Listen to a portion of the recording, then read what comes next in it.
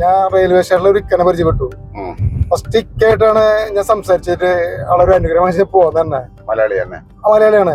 കോഴിക്കോട് നിന്ന് ആൾ പോകുന്നത് ഇപ്പൊ രാജസ്ഥാനിലേക്കാണ്. അവിടെ ഒരു വഴിപാട് നടത്താൻ പോകുന്നത്. മറ്റേ അവര് അജ്മീറിലേക്കാണ് പോകുന്നത്. എല്ലാ വർഷവും പോകുന്നതാണ്. അപ്പൊ അദ്ദേഹം ഒരു അനുഗ്രഹം തന്നു. അതിനുശേഷം എനിക്ക് നിൽക്കാൻ കിട്ടിയിട്ടില്ല. ഇക്ക നമസ്കാരം. നമ്മള് 2 ദിവസം യാത്ര തുടങ്ങിയിട്ട് ഇക്ക കോഴിക്കോട് നിന്ന് കയറിയത് അഹമ്മദാബാദ് എത്തി. നമ്മൾ പിരിക്കാൻ പോവുകയാണ്. ഇക്ക നമ്മുടെ 2 ദിവസത്തെ യാത്രയെ കുറിച്ചൊന്ന് പറഞ്ഞ അനുഭവം ഇക്കനെ കുറിച്ച്, ഞങ്ങളെ പരിചയപ്പെട്ടതിനെ കുറിച്ച്. നല്ല അഭിപ്രായമാണ് നമുക്കുള്ളത്. നല്ല സുഹൃത്ത് ബന്ധം, നല്ല ഇതിലുള്ള നമ്പർ കൈമാറി നമ്മള് ബന്ധം നിലനിൽക്കും. റെയിൽവേ സ്റ്റേഷനിൽ ചെല്ലുമ്പോൾ നമ്മുടെ ബ്രോടെ കാത്തിക്കാണ്. ടി ടി ആണ്, നല്ല ടി ടി ആണ്.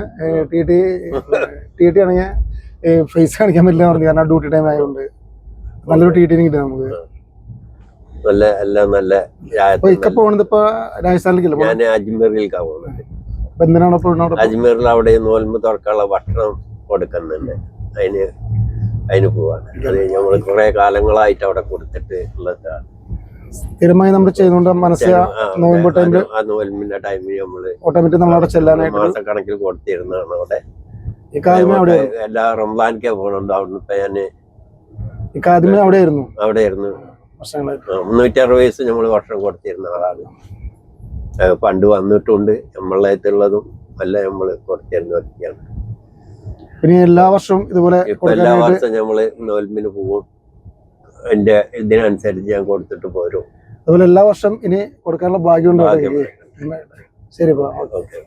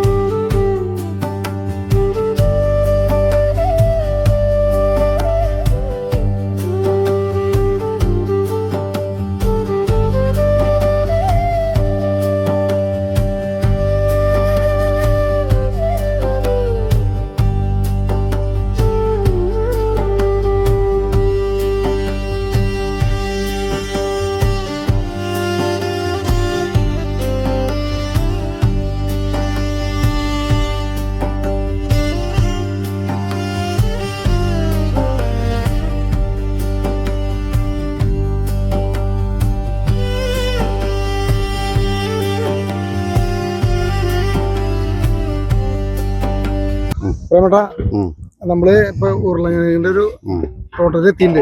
അപ്പൊ അതിനെ കുറിച്ച് എനിക്ക് ഗുജറാത്തി അറിയില്ലോ. എനിക്ക് ഹിന്ദി അറിയാം, ഈ ഗുജറാത്തി അറിയാം. പക്ഷെ എനിക്ക് രണ്ടും അറിയില്ലോ. അപ്പൊ ഞാൻ അവരോട് ചോദിക്കാം. അപ്പൊ ചേട്ടൻ എനിക്ക് മനസ്സിലാക്കാൻ മതി. ബൈ ये कैसे बनाया? गुजराती में बोलो, बात करेगा। ठीक है, बोलो ना। इसका पहले हम बुआई करते हैं पोटैटो की। फिर उसको 90 दिन बाद वो जमीन से निकलता है। उसके बाद ट्रैक्टर से निकालते हैं, फिर मजदूर से बीनते हैं और फिर ये बोरी भर के मार्केट में बेच देते हैं। ये 90 दिन के अंदर 3 മാസം കൊണ്ടില്ലേ ഉരുളക്കിഴങ്ങ് തയ്യാറാവും. അത് പിന്നെ ഇങ്ങനെ ഇത് നിറച്ചിട്ട് മാർക്കറ്റിൽ വിൽക്കും. ഇപ്പൊ എന്താ പ്രശ്നം എന്നുണ്ടെങ്കിൽ ഇതിന്റെ വിലയില്ലേ ഭയങ്കര ഡൗൺ ആണ്. അത് കാരണം പിന്നെ മാർക്കറ്റിൽ വിൽക്കില്ല, സ്റ്റോറേജിൽ കൊണ്ടുപോയി.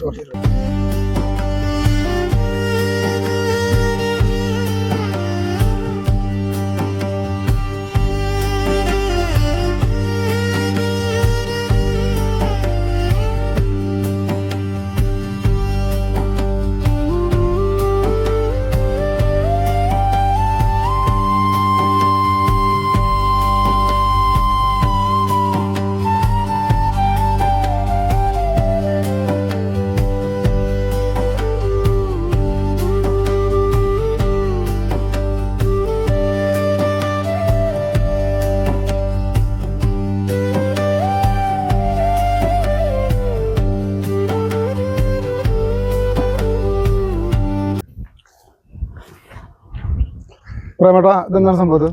ഇത് ഇരണ്ട നമ്മുടെ ഉണക്കിന്റെ കുരു. അവണക്കിന്റെ പുര ചോദിച്ചത്. പ്രേമേട്ടാ ഇത് എത്ര സമയം വേണം ഇത് ചെയ്യാനായിട്ട്? ये कितना पकता है? 4 महीना होता है ये 4 महीने इसका टाइम है। टाइम। 4 മാസം കൊണ്ട് 4 मास വിളവെടുക്കാം. ഇത് എണ്ണയ്ക്കാണ്. बाद हाँ एंड पानी मारा ही गया है। टोटल खेती अपनी यानी 8 महीना चला है ये। 8 महीने इधर 4 महीने में आ ही फल आ जाए जाए। और बाद में फिर से वो ये 8 महीने तक चल रहा है അതായത് 4 മാസം തൊട്ട് 8 മാസം വരെ വിളവെടുക്കാം. വിളവെടുക്കാം. 4 മാസം തൊട്ട് 8 മാസം വരെ വിളവിട്ടുകൊണ്ടിരിക്കും. ഇവിടുത്തെ ഏറ്റവും കൂടുതൽ ചെലവ് കുറഞ്ഞ കൃഷി ഇതാ.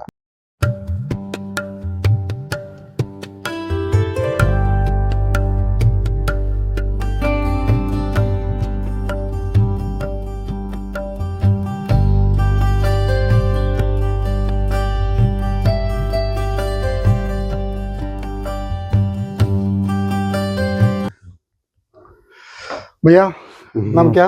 घनश्याम पटेल। आपका ये आपका? हाँ हमारा है। आपका मालिक है? को, हाँ ये पूरा पूरा अपना है। पूरा बड़ा गोडाउन है, छोटा गोडाउन है? कितना 4 है क्या 5 है? क्या ऊपर कैसा? 6 मंजिला है। 6 छह मंजिला है. 6 निला. 6 निला. हर एक मंजिले में 6000 पैकेट लगता है। 6000 कट्टा रहेगा एक एक में मंजिले पे 6000. एक पूरा चैम्बर 40,000 पैकेट का है। एक में 6000. 40,000 टोटल 40,000 पूरा नीचे से ऊपर तक। 40,000. हम्म, छोटा नहीं बड़ा है. पूरे ऐसे है. पूरे हाँ, ऐसे. पूरे एरिया में अवन ऐसे 4 डिपार्टमेंट है। ये बगल में एक है, उसके पीछे 2 है।